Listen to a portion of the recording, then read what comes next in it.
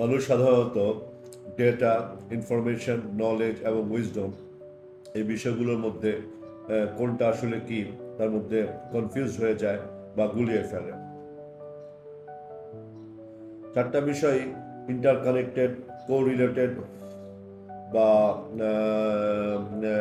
একটার সাথে একটা কমপ্লিমেন্টারি হওয়া সত্ত্বেও চারটা বিষয় আসলে এক না। চারটা বিষয়েরই স্বকীয়ভাবে প্রকাশ আছে, কিন্তু চারটা বিষয় এক নয়।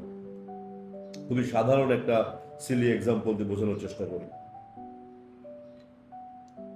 এই যে যদি জুসটা আমি শেষ করলাম, এটা একটা প্রসেস জুস, বাজারে পাওয়া যায় নির্দিষ্ট কোনো একটা ব্র্যান্ডের।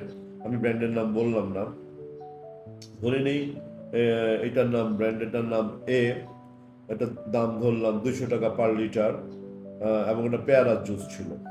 এই যে যে বিষয়টা বললাম মাত্র, এটা আসলে ডেটা।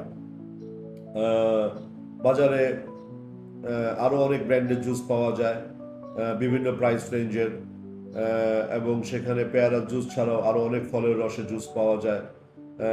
সেগুলো, এই বিষয়ে যে বললাম, এটা হচ্ছে ইনফরমেশন। এই জুসগুলোর মধ্যে অতিরিক্ত সুগার ছাড়াও আর্টিফিশিয়াল কেমিক্যাল থাকে, এটা হচ্ছে নলেজ।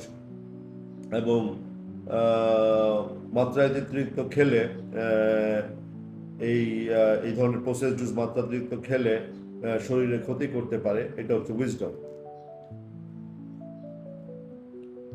জন্মের পর থেকে শুরু করে যতদিন মানুষ জীবিত থাকে, তার মস্তিষ্ক সচল থাকে,